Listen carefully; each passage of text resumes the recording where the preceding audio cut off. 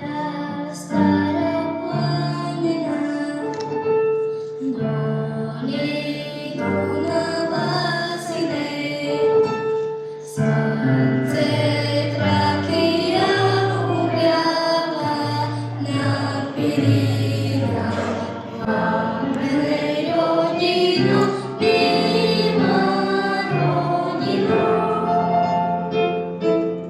Тісі земля, твой там, Господь там, прелестате, мама родину, міма родину. Тісі земля, твой там, Господь там, прелестате, мама там.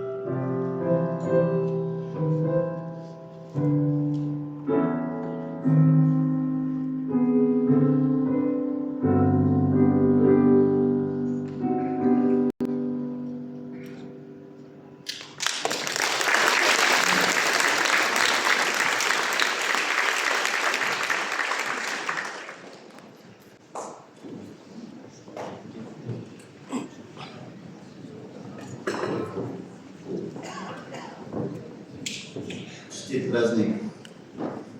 Благоденственное и мирное житие подашь, Господи, благочестивому и православному българскому и унгарскому народу и сохрани на многое лето.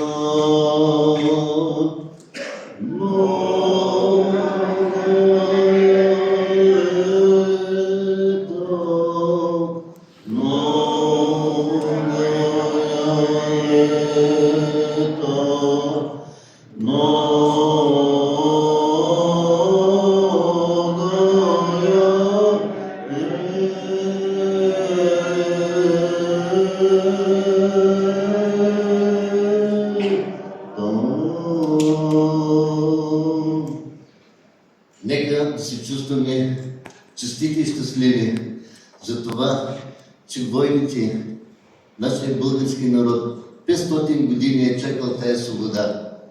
И ние нека да се чувстваме честити и щастливи за това, че я получихме и да благодарим на войните, да отдадем почет за тях, които дадаха живота си за тази свобода. Бог да ги упокои.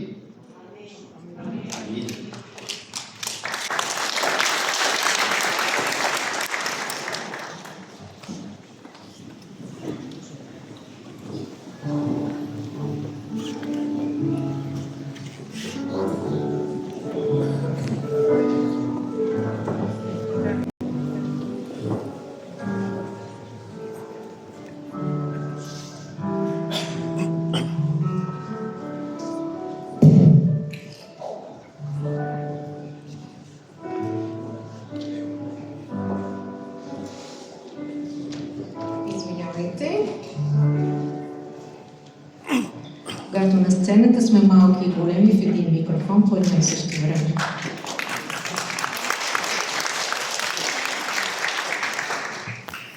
Уважаеми дами и господа, позволете ми от името на Дружеството на българите в Унгария, от името на Българското републиканско самоуправление и Столичното българско самоуправление да ви приветствам с добре дошли на този съкровен празник и на концерта, посветен на 148-та годишнина от освобождението на България. Наши гости тази вечер са Нейно превъзходителство госпожа Мария Ангелиева, извънреден и пълномощен посланник на Република България в Унгария.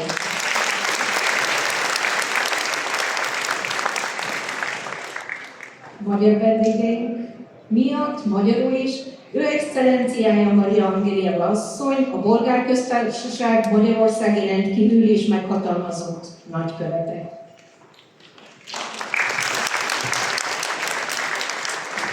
Госпожа Таня Кръстева, директор на Българския културен институт в Будапешта. Кръстева Таня Асон е Българ културалиш институт. Господин Микол Шолтес, заместник министър и държавен секретар за връзките с църквата и етническите общности.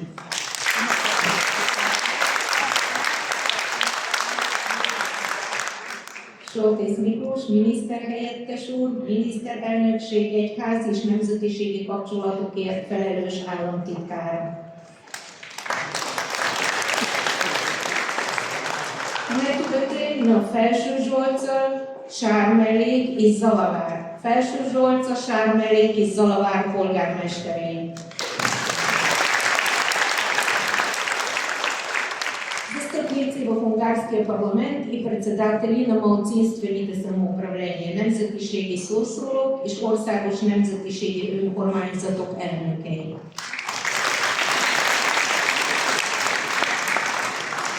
Разрешете ми да поканя госпожа Мария Ангелиева, извънреден и пълномощен посланник на Република България в Унгария, да произнесе своето приветствено слово по случай празника.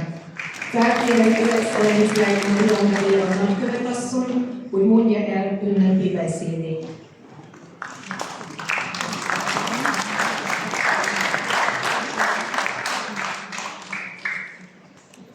Дами и господа, скъпи сънародници!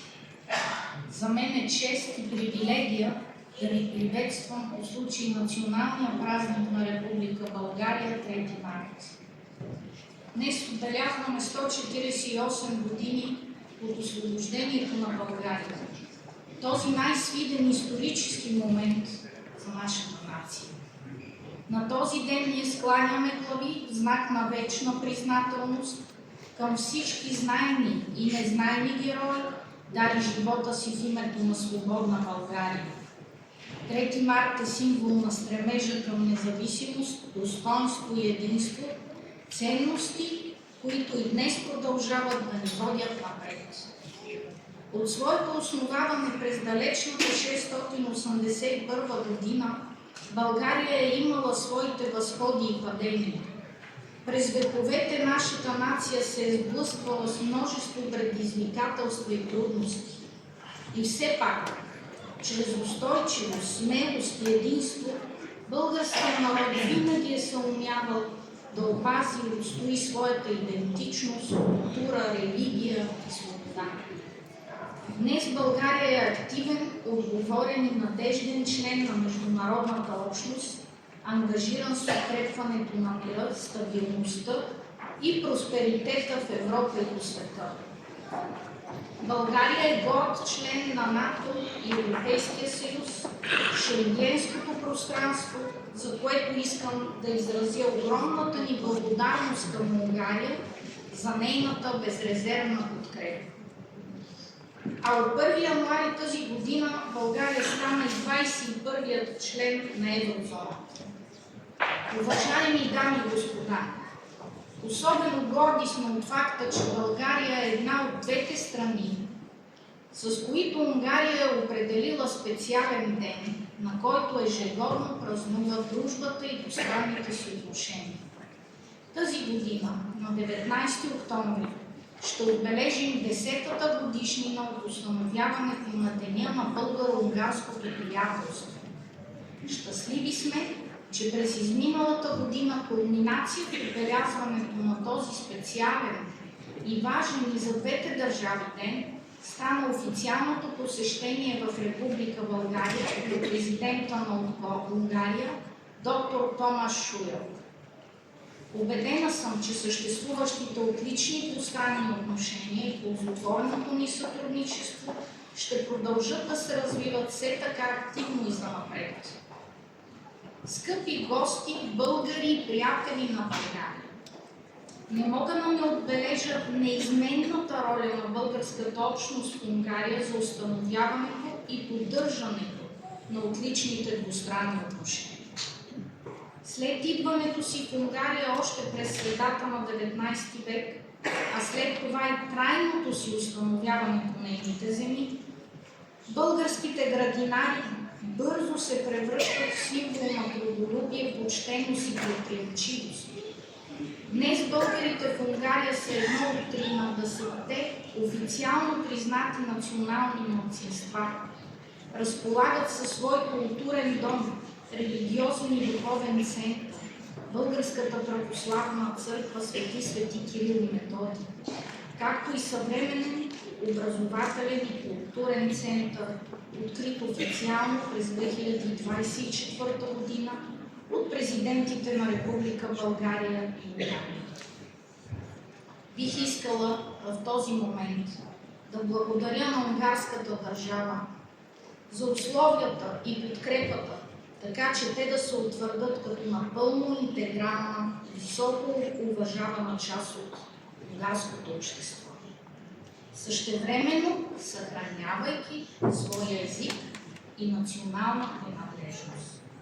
Особено горди и благодарни сме, че на 17 октомври 2025 година в град Сент-Ендре се състоя тържествена церемония по вписването на традицията на българското градинарство в Унгария в Националния регистър на Унгария за нематериалното културно наследство на ЮНЕСКО.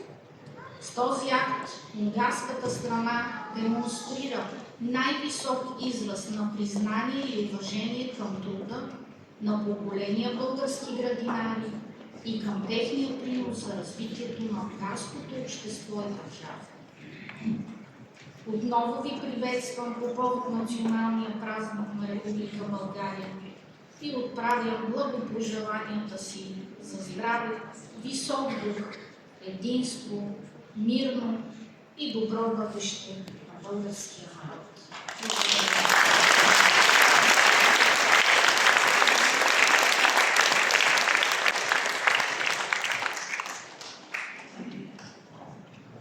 Позволете ми да поканя господин Миклош Шойтес, заместник-министър и държавен секретар за връзките с църквата и етническите общности, да произнесе своето приветствено слово по случай празника. Felkérem Soltész Miklós miniszter helyettes urat, hogy mondja el ünnepi beszédét.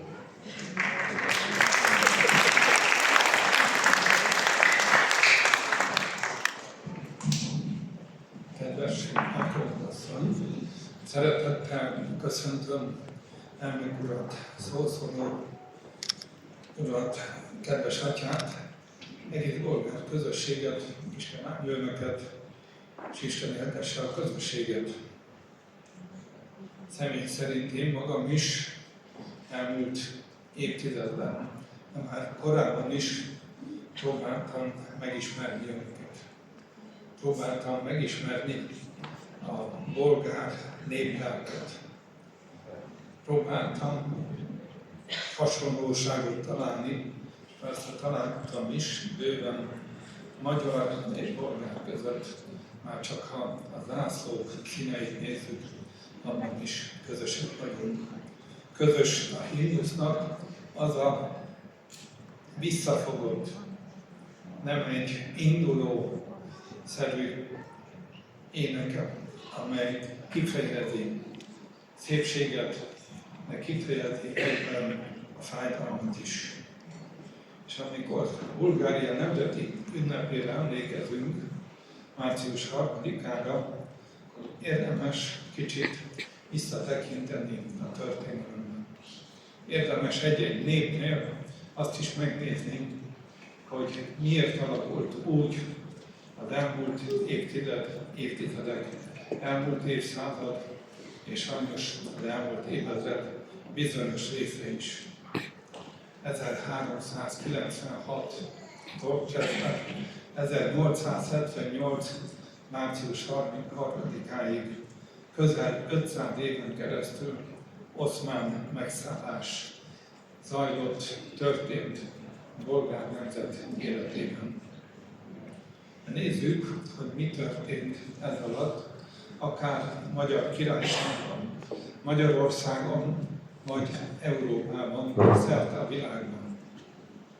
Magyar Királyság ebben az időben már megérezte a török betörését, de még messze nem olyan súlyosan, mint a bolgár nemzet. Ebben az időben Luxemburgi Zsigmond uralkodott, aki később német-római császár is lett, és a birodalom központját Budára hozta. Sok-sok emlékünk maradt meg ebből, és ő építette akkor, fejezte be Visegrád és Diószgyőr várának fantasztikus épületeit. És mi történt a világon? Mi történt tőlünk nyugatra? Felfedezések kora, amely bizony egybeesett a gyarmatosítás korában is. Miközben Bulgária elszenvedte a megszállást, Nyugat-Európa népei gazdagodtak. Portugálok például Kanári-szigetet szállták meg ebben az időben. 100 év múlva pedig Kolumbusz Kristófnak köszönhetően tulajdonképp eredményeképpen Észak, később Dél-Amerika is megszállás alá került. És mi történt, mi zajlott a történelemben akkor 1878-ban, amikor Bulgária végre 5 évszázad után visszanyerte függetlenségét. 1867, azt megelőző évtizedben Magyarországon megtörtént a kiegyezés, hihetetlen föllendülés indult el. Ebben az évben, 1878-ban választották pápává 13. Leót, majd pápa névelődjét. Ő adta ki a Rerum Novarum kezdetű enciklikát, a című enciklikát, mely a munkásoknak és sok mindenki másnak nehéz életére hívta fel a figyelmet.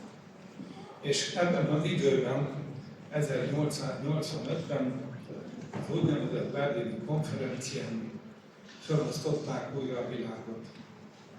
Kongó belgagyarmat lett, Dél-Afrikában a burháború, a britek, akik mindig mondják a demokráciát, megalapították, vagy elkezdték első koncentrációs tábort. A németek, hogy nem maradjanak ki, Kelet-Afrikát, illetve Dél-Nyugat-Afrikát szállták meg. Olaszok Abysszíniát és Líbiát. Franciák is oda tették magukat, Marokkó, Algéria, Tunis és más országoknak a megszállására. Minket pedig itt hagytak a pácban.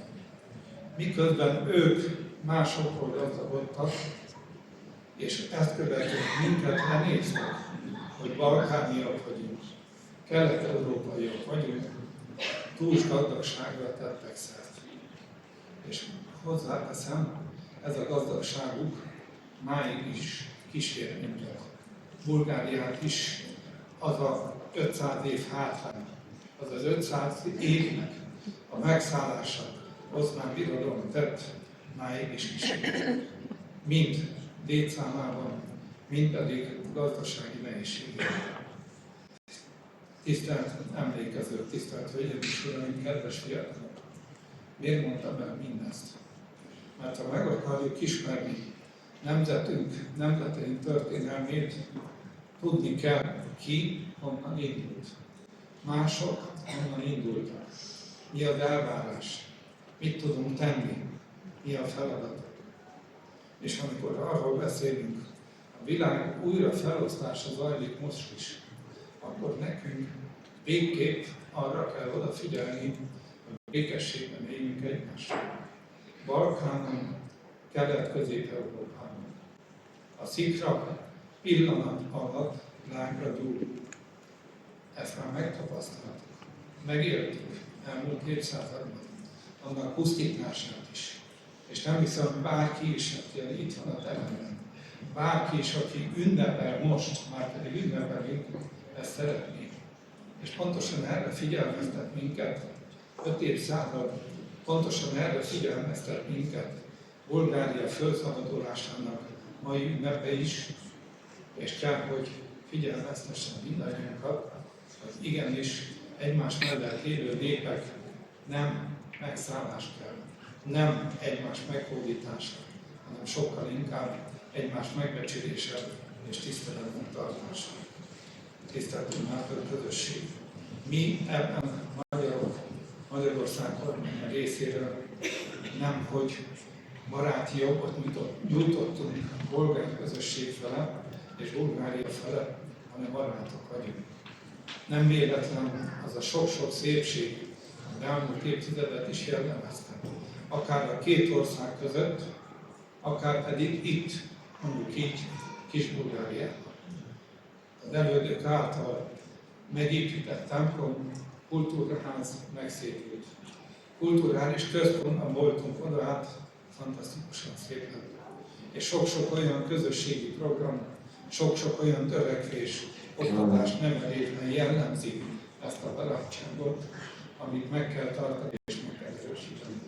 Én köszönöm szépen, hogy most együtt ünnepelhetjük. Köszönöm szépen, hogy mindezt megmutathatjuk a világnak, hogy két nemzet így is tud egymás közelségében élni, hogy a nemzetiségeket meg tudjuk becsülni, és mutassuk meg a világnak, főleg a mostani időszakban, mekkora érték a béke és a békesség.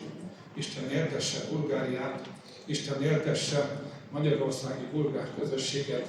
Köszönöm szépen, hogy sok-sok szépnek voltunk, lehettünk, és a jövőben is leszünk közös letéteményességű, illetve építői. Köszönöm szépen!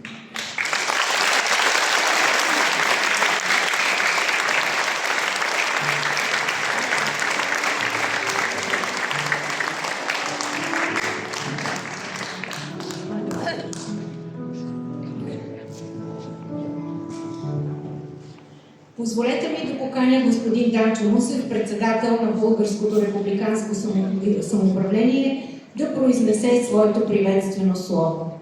Felkérem Muszev Dancsó urat, a Bolgárországos Önkormányzat elnökét, hogy mondja el ünnepi beszédét.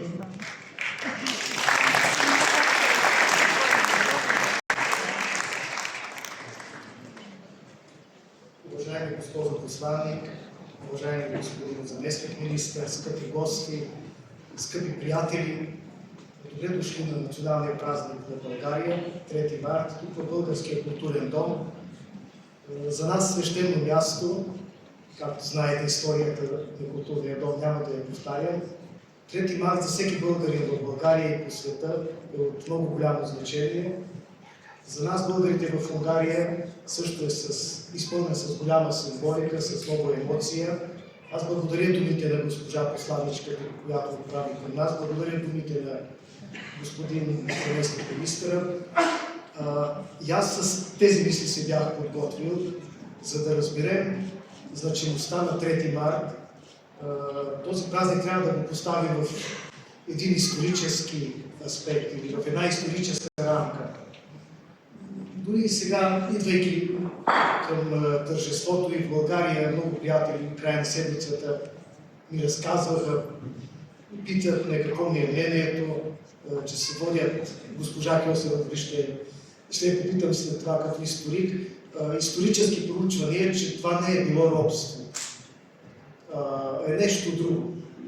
И затова за мен е много важно да, ако ми позволите малко по-дълго, няма до 681 година да се върнем, а до 1393 година, както и господин Шолтес добре се води от 1396 и защо? За да разберем какво е било и какво означава освобождението за един българин, за българите в Унгария, трябва да погледнем малко назад, какво сме изживяли и какво са изживяли нашите деди през тия 500 години. 1393 година падането на Велико Търново. Второто българско царство, Старопрестолният град, културен, духовен, търговски център на Балканите тогава. Там са нашите царели, първото българско царство погребани. Там е Свети Сава, светецът на православната църква, т.е. неговата паметна плоча.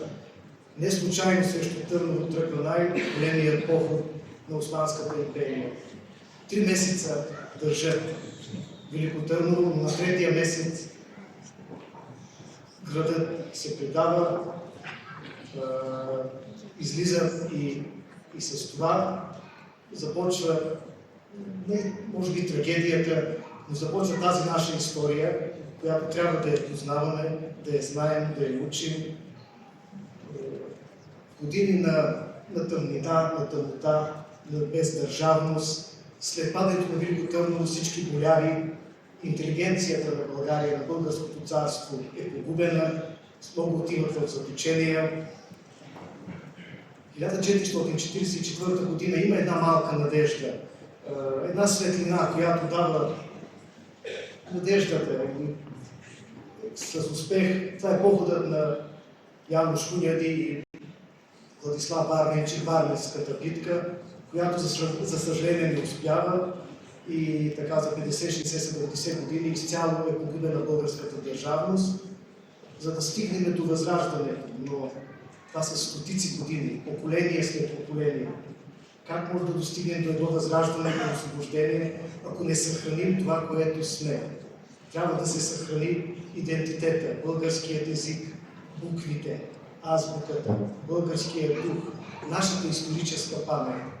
И това са манастирите през тия тъмни столетия.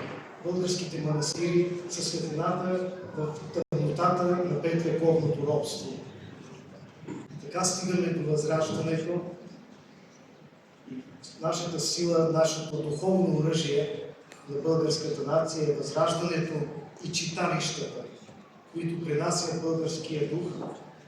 През 1860 година, ако се не лъжа в Свищов, се построява първото читалище. Още смертното руско робство. По време на възраждането достигаме до априлското въстание. Макар и потушено и окървавено, нашето освобождение минава през априлското въстание. Батак, Коприщица, Ботев, Хаджи Димитър, огънят, който трепти в опълченците на Шипка. И така достигаме до 1878 година, освобождението на България. И пак нови изучвания казват, това не е освобождение, подпис на великите сили.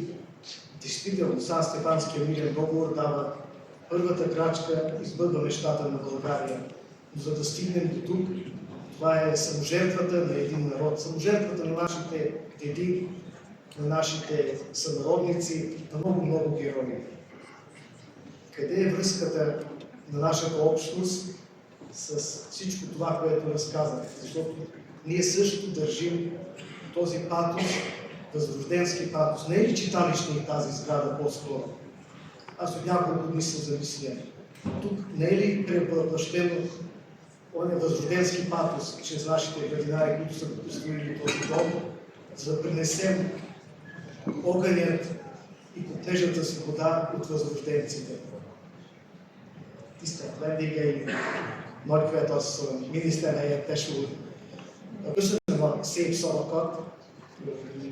Én is egy történelmi áttekintéssel és a közösségünk kapcsolatával készültem a mai napon. Nagy megtiszteltetés, hogy ennyi vendég előtt és barát előtt szólhatok március 3-án Bulgária nemzeti ünnepének alkalmával. Március 1-ét is ünnepeljük, ez mindig a közösségünk életében az újrakezdés, a tavasz, a tervezés időszaka és Bulgária felszabadulása 500 év török uralom alól.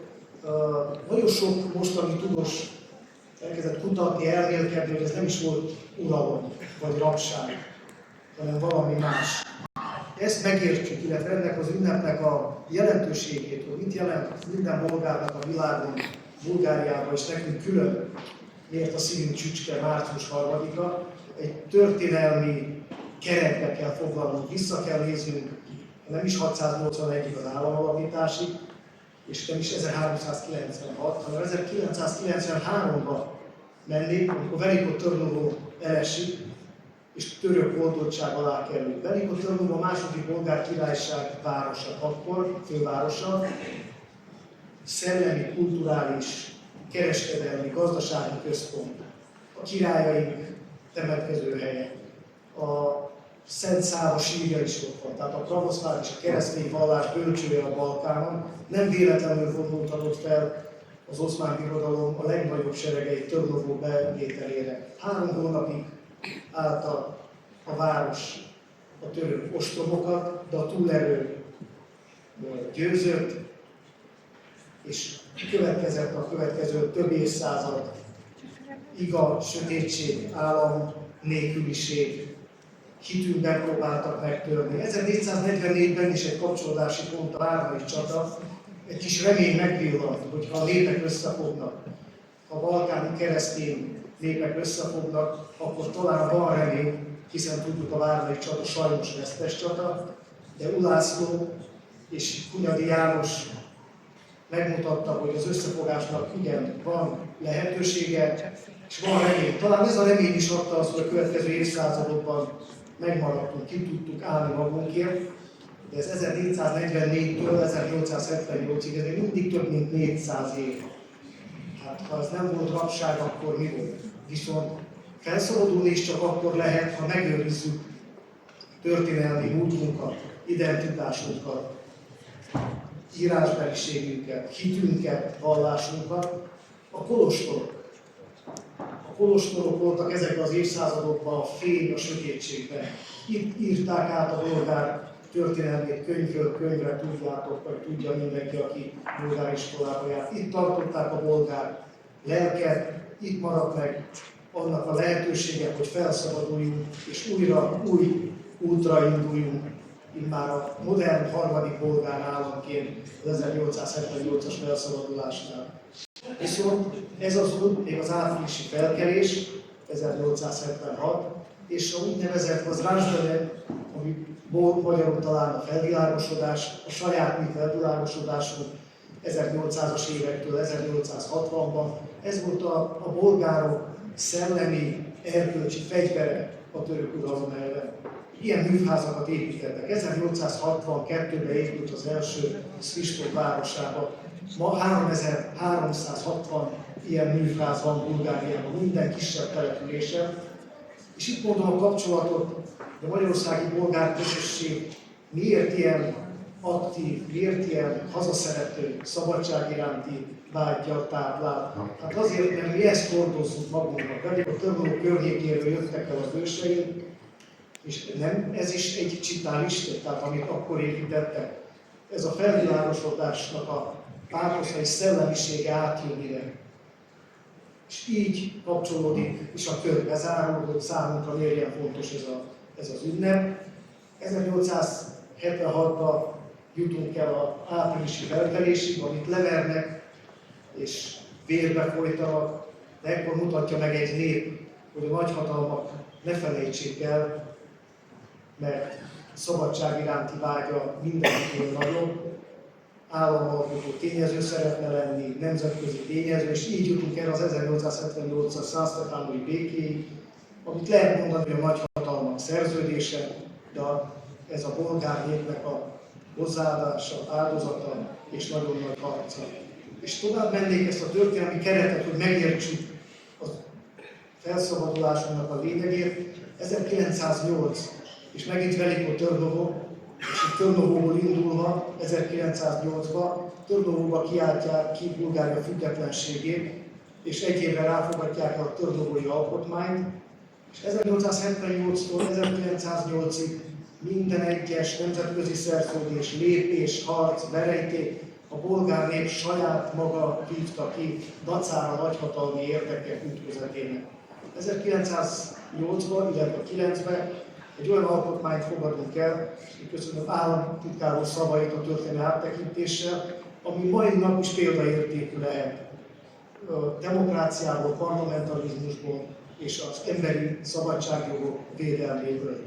Tehát innen indultunk, ide jutunk, és ezért mondom, hogy legyünk büszkék, hogy bolgárok vagyunk, legyünk büszke bolgárok, mert nagyon nagy ősi erőt, tudást és szabadság iránti vágyat hordozunk a szívünkben mindenki, aki itt van ebben a teremben. Szeretném megköszönni Magyarországnak, mindenkori magyar kormánynak, hogy ezt a otthonról hozott szabadság iránti vágyat tovább tudtuk örökíteni második hazánkban, és az alkotás iránti vágyunkat is meg tudtuk valósítani, két világháború és kommunista rendszer dacára. Köszönöm Magyarországnak, köszönöm mindenkinek, Isten áldja Bulgáriát!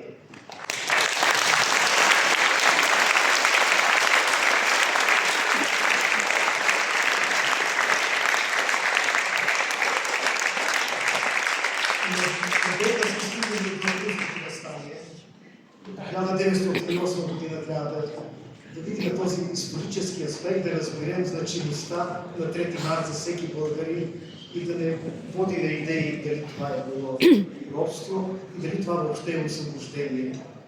Защото след Априлското въстание, то е потушено, но тогава цяла Европа вижда интелигенцията, Осип Арлай, Менделеев, говорят за България, че един народ изстрадал, но с голямо историческо минало, чука на вратата на световните сили и ние искаме свобода, защото залогът на свободата е в нашето сърце и няма как без нас. Стигаме до 1878 година, Сан-Стефанския мирен договор и 1908 година във Велико Търново се стига до истинската независимост и провъзгласяването на независимостта на България. В църквата Свети 40 мъченики, там долу мъченици, долу до река Янтра. Една година по-късно се приема Търновската конституция, която и до ден днешен е пример, или може да бъде пример за демократична конституция, в която са залегнати защитата на всички човешки права. Това е базата, върху която стъпва новата българска държава и започва своята история, Третата България или Третата българска държава и нашата държавност. Така че бъдете горди българи, моля ви, бъдете горди, че сме българи, бъдете горди, че сте част от българската общност в Унгария, да живее свободна България.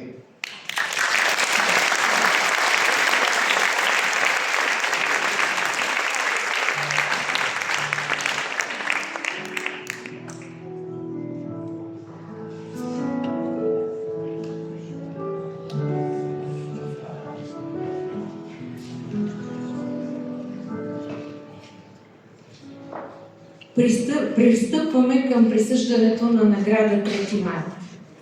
Българското републиканско самоуправление присъжда наградата 3 март на Огнян Кожухаров като признание за неговата дейност за разпространението на българската култура в Унгария.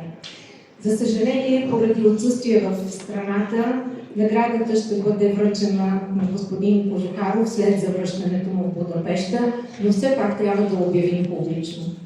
Огнян Кожухаров е многостранно развит художник, работещ в областта на скулптурата, златарството и графичния дизайн. Роден е на 14 май 1952 г. в София. През 1979 г. завършва Унгарската академия за изящни изкуства, специалност скулптура, а през 1982 г. завършва след дипломна квалификация в Унгарската академия за приложни изкуства, специалност златарство. Между 1983 и 1986 година е преподавател по скулптура в Унгарската академия за изящни изкуства. Участвал е в реконструкциите и скулптурните реставрации на множество унгарски исторически сгради. Като скулптор създава скулптурни и релефи, в които често се срещат исторически теми. Създава портрети във вид на кръгли пластики и като изображения на плакети. Негово дело е и плакета 3 март, награда 3 март, но това не значи, че му е връщане, а че му е присъждане този път. Има редица изложби в Унгария, Германия, България, Полша и Словакия. Като един от най-изявените членове на българската общност, Огнян Кожухаров допринася значително за интегрирането на българската традиция в Унгария. Създава исторически паметници, които са отражение на добрите българо-унгарски взаимоотношения през вековете. През 1996 г. създава статуята на Христо Ботев, която можем да видим отпред в двора на Българския културен дом. По случай 100 годишния юбилей от създаването на Дружеството на българите в Унгария, създава паметника на българския градинар в Зуби. Негово дело е релефът на свети Йоан Рилски чудотворец, разположен в базиликата в Естербом, който беше открит на 19 октомври 2016 г. по случай Деня на българо-унгарското приятелство. Бюстът на Иштван Дуньов в 13-ти район е също негово дело. На 20 октомври 2017 г. в църквата Света София в София беше открита паметна плоча на свети Йоан Рилски, също изработена от Огнян Кожухаров. От 1998 до 2002 г.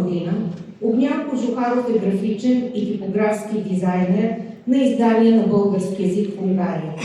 Изпълнява типографска и графична работа по учебниците на Българското училище в Будапеща, издадени през 2015 година. Член е на Българското самоуправление в Тересварош и се занимава с безвъзмездна културна дейност. Благодарим за всичко, което е създал Огнян и му пожелавам още много скулптури, много паметници, много вдъхновение и много творчески успехи.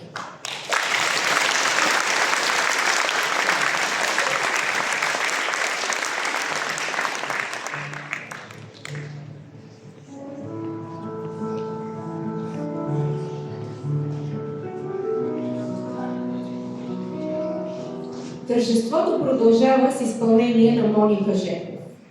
Моника Жеков е родена в Мишковец. Тя е българка по бащина линия. Баба ѝ се преселва в Унгария в началото на 1900 година и създава свое градинарство. Моника Жеков учи цигулка от 5-годишна възраст. През 2006 година завършва и се дипломира в Музикалната академия Ференц Лист в Будапеща. В продължение на 14 години свири в симфоничния оркестър на Мишковец и концертира в различни страни на света. От 2021 година дава самостоятелни концерти, а от 2 години работи като преподавател по цигулка и камерна музика в университета в Мишковец.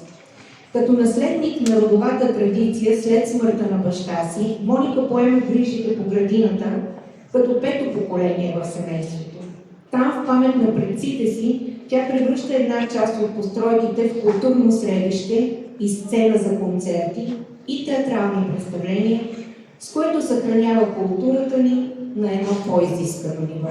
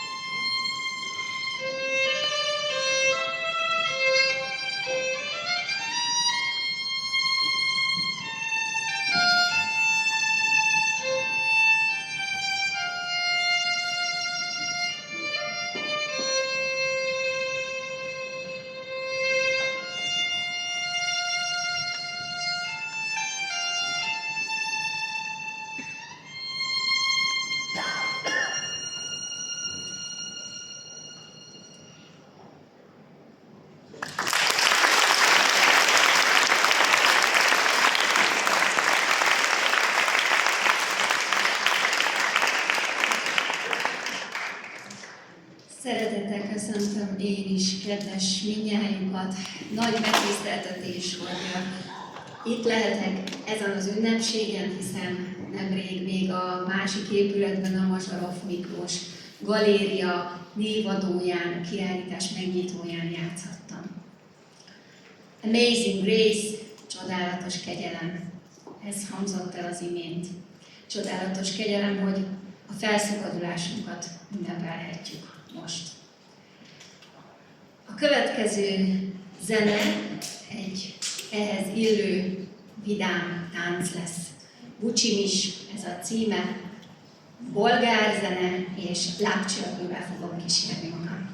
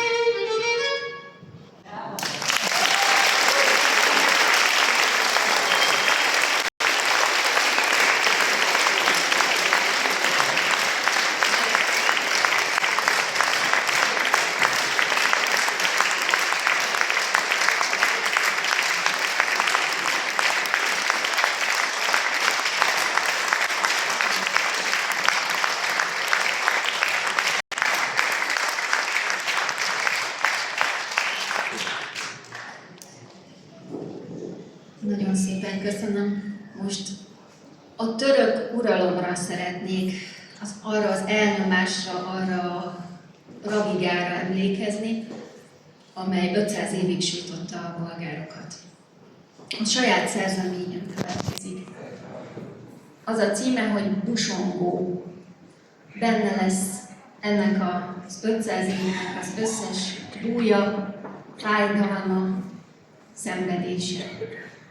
És egyben imának is szánom a nemzetek közti béke és szeretet jelképeként. Fogadják szeretettel.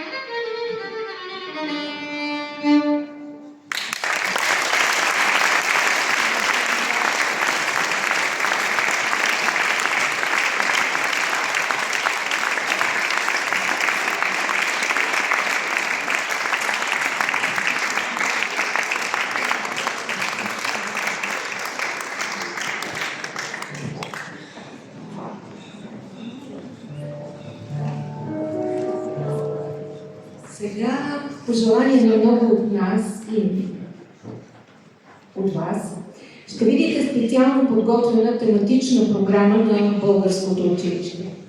За разлика от много от вас, които са ходили на българско училище всеки ден от седмицата по 6 часа, децата, които идват на българско училище, идват по един път в седмицата в рамките на 3 астрономически часа.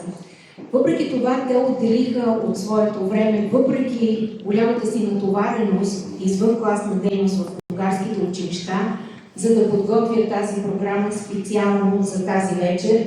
И повярвайте ми, че много обич е необходима, за да можеш да подготвиш такова нещо, когато си затрупан от контролни, от уроци, от изпити.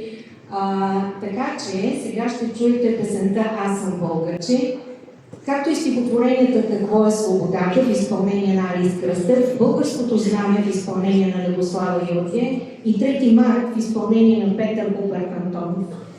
Лили Поп, Ника Поп и Виктория Котона ще поднесат със своите солови изпълнения обичани от всички нас възрожденски песни в съпровод на Атила Шимов.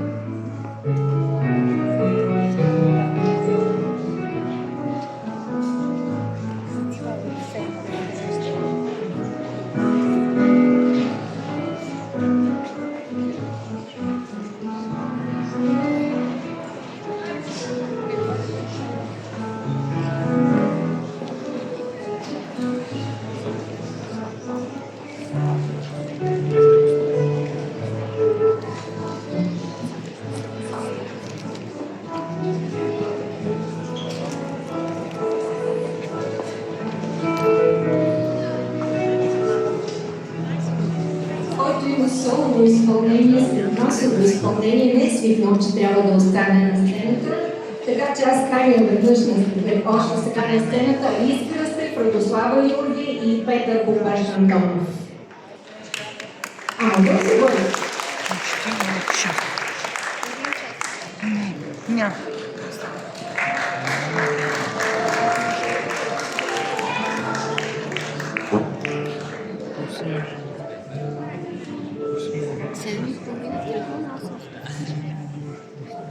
Какво е свободата? Тя е твоята малка държа. Всичко в нея зависи от теб. Тя е конче, което препуска без звезда и с безкрайната степ. Тя е цвете, красива, която след дъжда ти прошепва. Ела. Тя е полет, далечен, за които са ти нужни кораж и крила. Тя е твоето безгрижното лято, огласено от птици и смях. Тя е пълна с игри между часа и след задачите трудни в час. Тя е майка, грижовна, засяла любовта към родината, нас.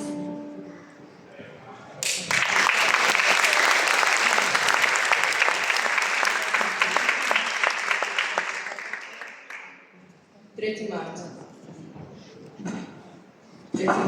пресладен ден, празник скъп на свободата. Нека погледи сведем и се лунем знамената. Стари бойни знамена на хайдушките дружини водили са не една битка в родствените родини. Днес стои огнен дъх, първо е на знамената, най-българският връх шипка, връх на свободата.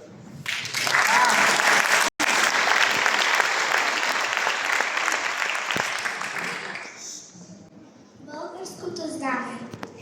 Знамето ни всеки цвят разкрива нещичко за този свят. Сам Раковски го разбра и цветовете разгада. Бялото е за небето, за доброто в сърцето, а природата му гъща в зелено ни обръща. А в червеното се крие сила, тя света е сътворила. Знамето ни родно във всяка битка бе свободно. Никой враг не го плени и духът ни не сломи. Българския флаг ще вея, с радост химна ни ще пея.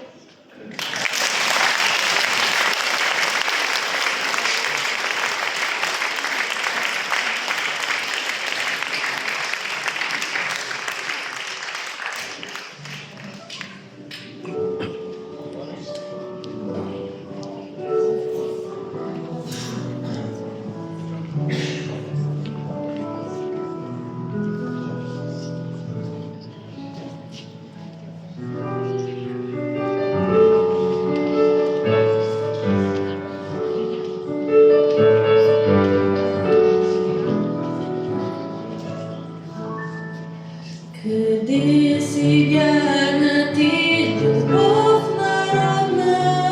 Браво!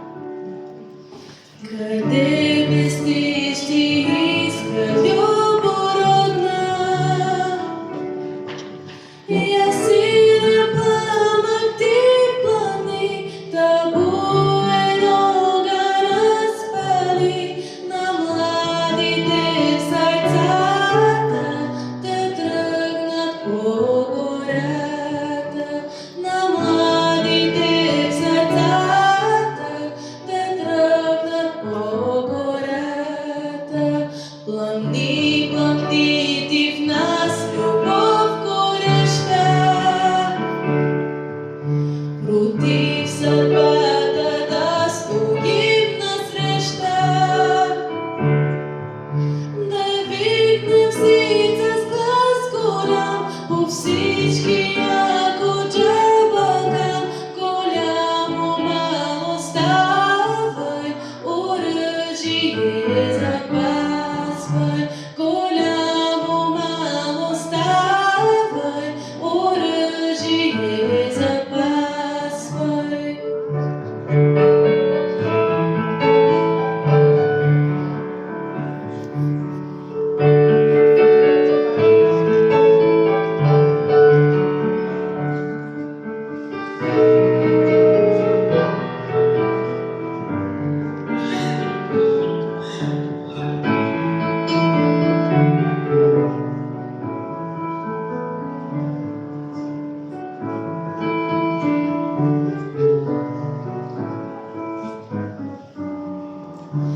Байраци български напред да вдигнем, към Бога с кръст в ръка да викнем.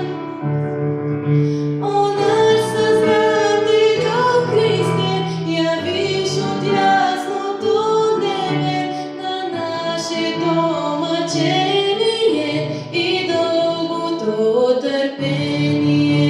На нашето мъчение и дългото търпение. Кога свободата си ни достави, кога си имената ни прослави, да видим всички в мир тогас и ни навикнем